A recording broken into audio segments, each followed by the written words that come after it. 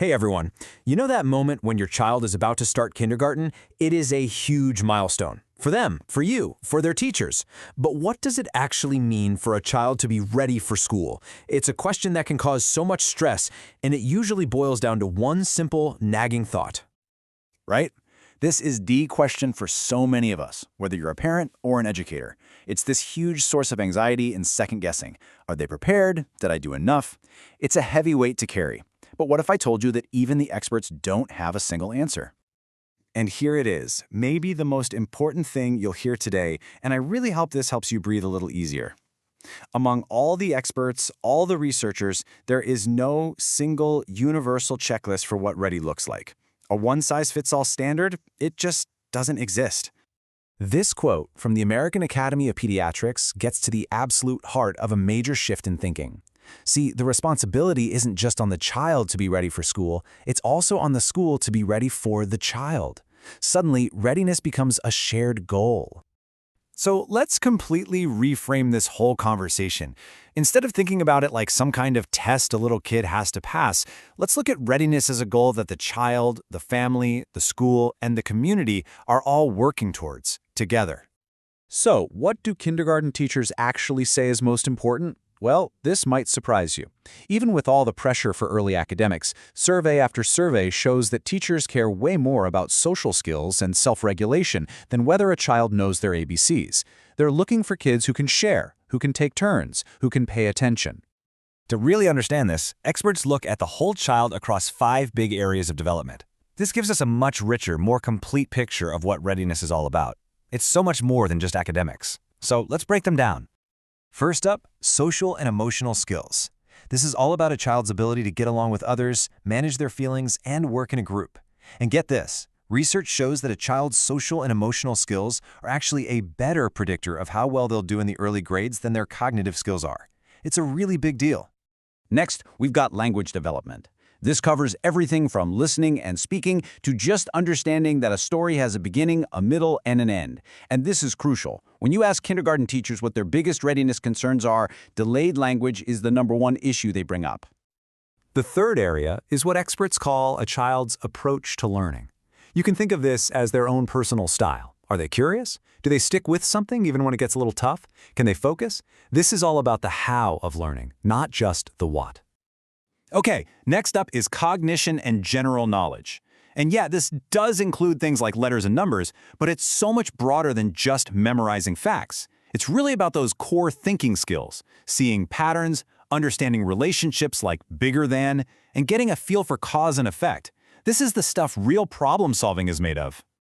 And finally, physical well-being. Now, this might sound obvious, but a child's basic health, from eating well to getting enough sleep, has a direct impact on their ability to focus and learn. And yeah, being able to run and jump or hold a crayon and use scissors, it's all part of the same big picture. So you can see how all these pieces of development fit together. But none of this happens in a bubble. It all happens inside a supportive ecosystem, a community made up of family, school, and neighbors. Research is incredibly clear on this. While some kids face really tough risk factors like poverty or instability, there are these powerful protective factors that can build amazing resilience. Things like safe, nurturing relationships, a great preschool experience, and evolved parents. They don't just help a little bit. They can actively push back against those risks and change a child's entire trajectory. So what does a ready school even look like? Well, it's a place that works hard to make that jump from home to school feel smooth and welcoming.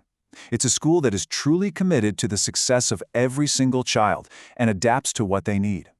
And most importantly, it sees parents and caregivers as true partners in everything they do. All right, so what can we actually do? This is where we get to the practical stuff. This is our playbook, a bunch of simple, powerful, everyday activities that parents and teachers can use to help build up all 5 of those key areas of development. So how do we boost those language and thinking skills without drilling with flashcards? Well, we just weave it into daily life. I mean, reading together is probably the single most powerful thing you can do for vocabulary.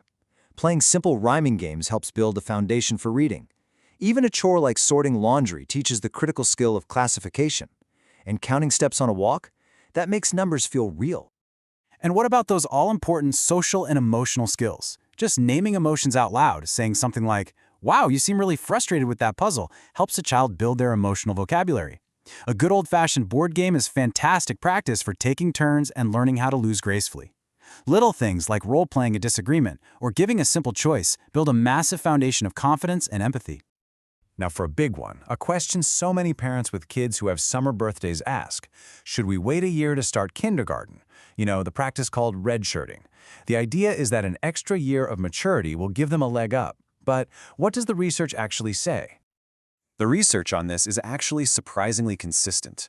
When it comes to learning basic skills, the experience of being in school is way more important than a child's exact age. And while there might be a tiny advantage for older kids right at the very beginning, it almost always disappears by the end of first or second grade. In fact, some studies show that being much older than your classmates can sometimes lead to more behavior issues later on. Okay, so as we start to bring this all together, let's nail down the key takeaways. Remember, this isn't about reaching some finish line. It's about a continuous journey for everyone involved. First, reframe readiness. It is a shared journey, not a pass-fail test for your kid. Second, nurture all 5 of those developmental domains. Focus on the whole child. Third, build a real partnership with your child's teachers and school. Open communication is everything. And finally, advocate for the kinds of community supports, like quality preschools and health programs that help all children thrive. And that leaves us with one last big thought.